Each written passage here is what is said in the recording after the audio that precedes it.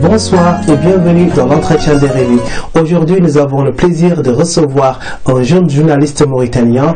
Il est présentateur d'émissions politiques sur des chaînes privées mauritaniennes et également président du club des jeunes journalistes francophones en Mauritanie. Vous l'aurez reconnu, Mamoudou Baïdigaï est notre invité. Mamoudou Baïdigaï, bonjour. Bonjour. Et bienvenue sur RMIinfo.com. Merci de me recevoir chez vous. Alors d'habitude, c'est vous qui posiez les questions. Aujourd'hui, il va falloir y répondre un peu. Donc je vais devoir être dans une mission très difficile, mais je vais m'atteler. Mais elle n'est pas si difficile que ça, vous avez l'habitude, vous avez quand même l'habitude et les caméras et tout ce qui va avec. Voilà. Avant de parler justement de la situation de la presse en Mauritanie, revenons un peu sur votre parcours. Vous avez commencé en tant que présentateur également à la radio. Comment êtes-vous arrivé finalement à présenter des émissions politiques? Bon, vous savez, en Mauritanie, comme on le dit, tout s'apprend dans le tas. Oui. Puisqu'il n'y a pas vraiment des écoles qui Je suis le mieux placé pour le savoir. Oui, donc à partir de ça, quand tu as l'amour du métier, commençons par des animations dans les quartiers, dans les concerts, ça te booste, mais tout ça, tu dois aussi essayer d'avancer et de chercher des formations.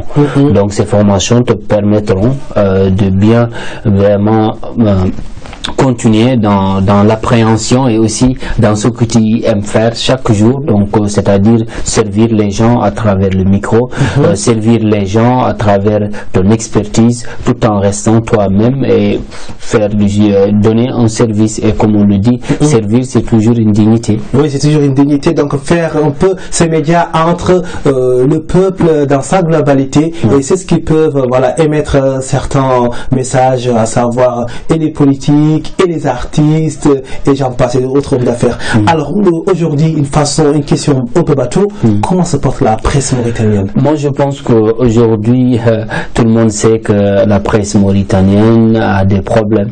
On avait des problèmes, mais sous l'emprise ou bien sous l'événement d'Abdelaziz, quand même, force est de constater de plus en plus vraiment on a un avenir sombre en Mauritanie, d'autant plus qu'aujourd'hui quand tu vois c'est des foyers de tension partout. Aujourd'hui, les journalistes se sont arrêtés, des journalistes sont... Oui, il y a eu des arrestations il y a un an environ. Plusieurs journalistes ont été interrogés dans le cadre de l'affaire du Woulqada. Qu'est-ce qu'il en est ressorti finalement? Non, avant même l'affaire de Woulqada, vous savez que la presse, je pense aujourd'hui, si on parle de liberté de la presse, nous devons savoir le contexte dans lequel nous vivons. Dans le monde arabe, la Mauritanie est placée devant, c'est tout à fait normal.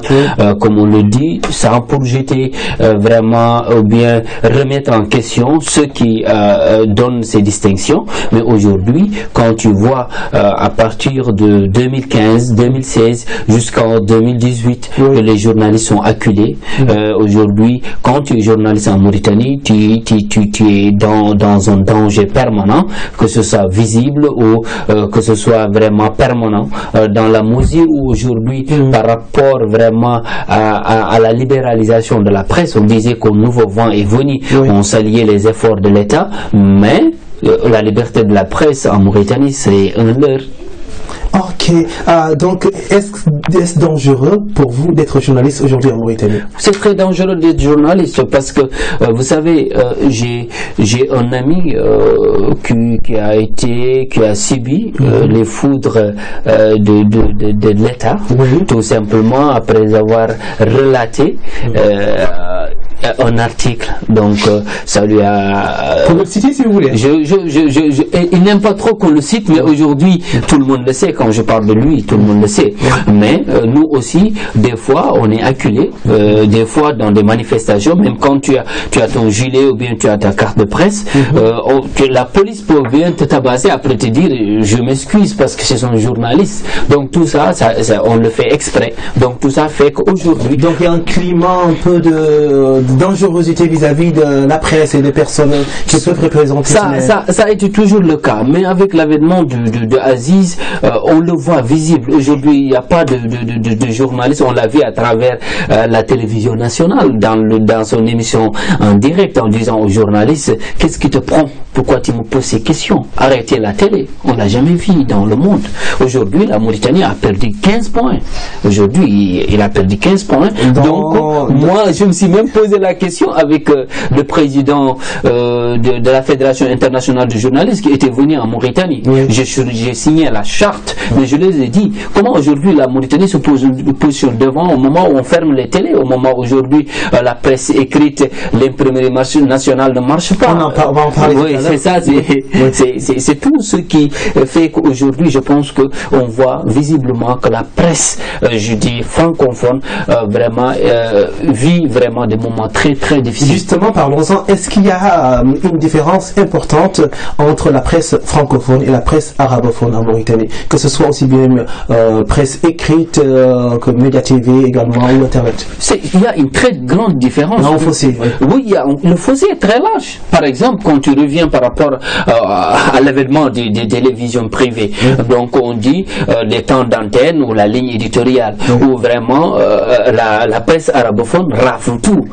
Quand tu es français ou bien les langues nationales qu'on oublie souvent et qui jouent un rôle très important, font qu'aujourd'hui il y a deux presses en Mauritanie. Moi, je pense qu'un journaliste est universel. Tu dois être là, en avant-gardiste, informer les gens. Mais on le voit, je pense que l'État vraiment est en train vraiment de faire son rôle, c'est-à-dire de faire une distinction, faire une différence entre la presse arabophone et francophone, et nous on rentre dans ce jeu. Et du coup, cette distinction, elle est profitable ou nuisible à la presse? Non, c'est nuisible à la presse. Aussi arabophone et francophone. C'est nuisible parce que quand aujourd'hui, quand tu parles des Arabes, ils ont seulement des lignes éditoriales qui vont suivre. Quand tu parles des francophones, c'est seulement une ligne éditoriale qui vont suivre. Et quelles sont ces lignes éditoriales? Non, tu vois, par exemple, la presse, comme on le dit francophone, est toujours attelée aux violations des droits humains, sur l'esclavage, sur le passé humanitaire. La presse arabophone, ils sont plutôt politiques, parce que c'est ça. Ils traitent des vrais sujets. Des sujets politiques. Je ne vais pas dire qu'ils traitent des vrais sujets, disant que nous sommes des gens qui traitent des vrais sujets, mais l'essentiel par rapport au sujet, quand même, ils ont plus tendance à être politiques que de se déverser par rapport aux problèmes des populations. Ok. Parlons également des Peshmerga. Donc c'est un phénomène un peu spécial dans la presse mauritanienne. Quand on dit Peshmerga, je rappelle, à l'étranger, on a cette image, comment dire, de ces combattants afghans, mais en Mauritanie, ça veut dire tout autre chose. De quoi il s'agit? Non, vous savez, les Peshmerga, on le dit. Mais vous savez pourquoi on parle de Peshmerga? C'est quoi déjà? Non, Peshmerga, ça veut dire quand tu termines de faire, Seydou, tu es là en train de faire une interview, ou bien il y a une conférence, comme on le dit, tu termines de faire ton travail, tu attends qu'on te donne quelque chose pour faire sortir l'élément. Donc, c'est-à-dire qu'aujourd'hui, au lieu de le faire parce que tu es journaliste, tu deviens un journaliste élémentaire. C'est pas tout le monde qui le fait, mais aujourd'hui, la presse est maintenue dans cette précarité. Tout simplement, il n'y a pas de salaire, il n'y a pas de couverture maladie, on ne te donne pas les moyens de travail, de vivre dignement du métier. Aujourd'hui, rares sont des journalistes qui ont leur salaire. Aujourd'hui, on a vu avec l'avènement de Bouamatou, l'État a sorti des rapports en disant qu'on octroyait des millions à des directeurs de publication. Moi, sur cette question, je me suis prononcé en disant si aujourd'hui on vous octroie des millions, et aujourd'hui vous maintenez vos employés dans la précarité, je dis vraiment, vous n'êtes même pas vraiment reconnaissant par rapport à ces gens-là qui travaillent, qui font le boulot. Par exemple, nous, en tant que reporters, on est tout le temps acculés, on est tout le temps dans des problèmes. Mais quand tu vois les directeurs de publication, ils vont m'excuser, mais ils sont dans le luxe. Alors parlons un peu du coup également de la haute autorité de la presse et de l'audiovisuel, de son rôle, de ses missions. Quel rôle elle joue aujourd'hui pour dans ce qu'elle était sa mission première, à savoir la libéralisation et la diversification de la presse? Excusez-moi du terme, moi je l'ai toujours dit, j'ai pas attendu de venir en France pour le dire. J'ai toujours dit la APA c'est une coquille vide. Ça, c'est une réalité. Ils ne sont pas là pour l'intérêt de la presse. C'est juste des gens calculés politiquement qu'on donne des postes de reconnaissance. Aujourd'hui, là, pas. Dites-moi, quelle est la mission qu'ils ont fait en l'événement en août par rapport à l'octroi des licences? Je précise une chose, en juin 2018, tous les articles qui sont encore présents sur le site de la APA datent de 2017. Non, ils n'ont même... Depuis 6 mois, rien de nouveau sur le site. Non, c'est pas le problème. C'est pas une question du site. Les personnes qui sont là-bas, ils sont là-bas pour les autorités. Les personnes qui sont là-bas, qui étaient des journalistes, au début qui dénonçaient, mais aujourd'hui, ils ont vraiment le luxe. C'est pas leur problème si les journalistes crèvent de faim. Si les journalistes n'ont pas de salaire. Non, ils ont changé le fusil d'épaule. Et aussi, excusez-moi, l'APA, si tu veux que l'APA t'interpelle, il faut attaquer le régime en place. Ils n'ont que ça. Nous, on a été convoqués à plusieurs reprises dans nos organes, pour nous dire que ce que vous dites, c'est des propos racistes, vous ne devez pas vous mesurer sur ça. La maison du président est gardée par ces gens-là. Parce qu'on dit, par exemple, quand je me rappelle en 86, en France, le devoir d'ingratitude, c'est-à-dire, c'est pas parce que tu m'as donné ce poste que je dois vraiment être à tes côtés, même quand tu fais des bourdes. Je suis désolé, mais la APA ne fait pas son travail. Alors, parlons également de vos engagements. Donc, comme on a dit tout à l'heure au début, vous êtes le président du club des jeunes journalistes francophones en Mauritanie.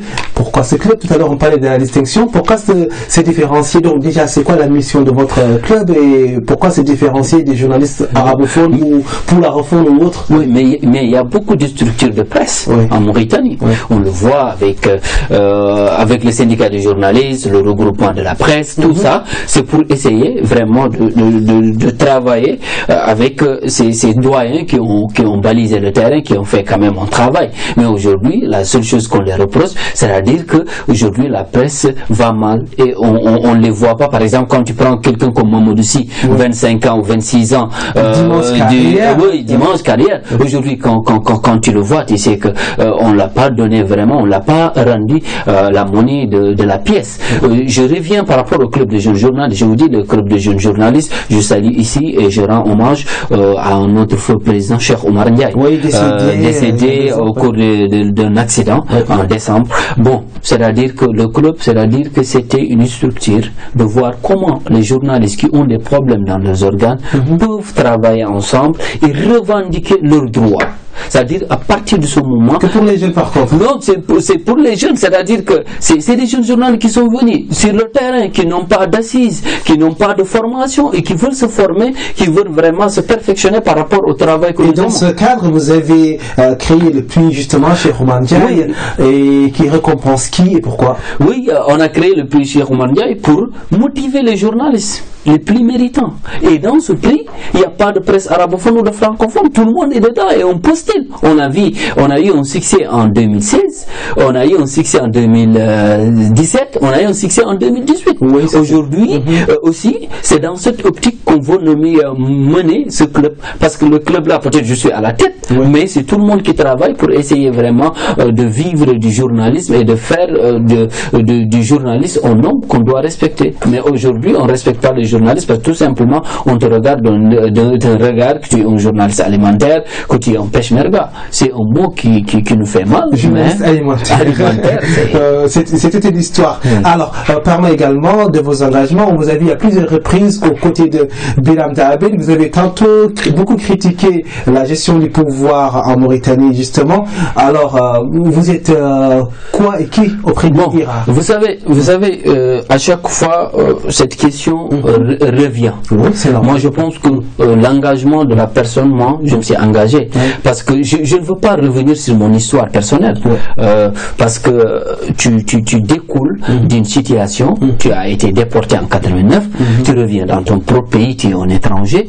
Aujourd'hui, c'est pas, j'ai pas seulement travaillé avec Biram, les organismes de droits humains en Mauritanie, avec tous toutes ces organisations, j'ai eu quand même à travailler, à parler, à dénoncer, à écrire, à inviter. Donc quand vous voyez dans mes émissions, on me dit que tu es un opposant. Et quand j'invite les gens de l'opposition, on me dit que tu es avec Aziz. Parce que moi, je me suis dit que quand je suis devant mon invité, j'essaie d'être le plus performant par rapport à ce que je dis. Je ne le fais pas pour qu'on me voit, mais je fais mon travail. Quelles que soient les réactions, des fois on est insulté de l'autre camp, on est insulté de l'autre bord, mais l'engagement d'IRA par rapport à l'esclavage, tout le monde sait que le président Biranda Oulabé quand même a porté le flambeau très haut. Est-ce que c'est le rôle d'un journaliste du coup, en tout cas, de soutenir ouvertement un combat, même s'il est noble? C'est le rôle de journaliste. Si tu ne vas pas soutenir, dénoncer aujourd'hui, il faut comprendre. Il faut comprendre le contexte dans lequel nous sommes. Nous ne disons pas que nous cheminons avec une personne aveuglément. Ça, il faut que ça soit très clair.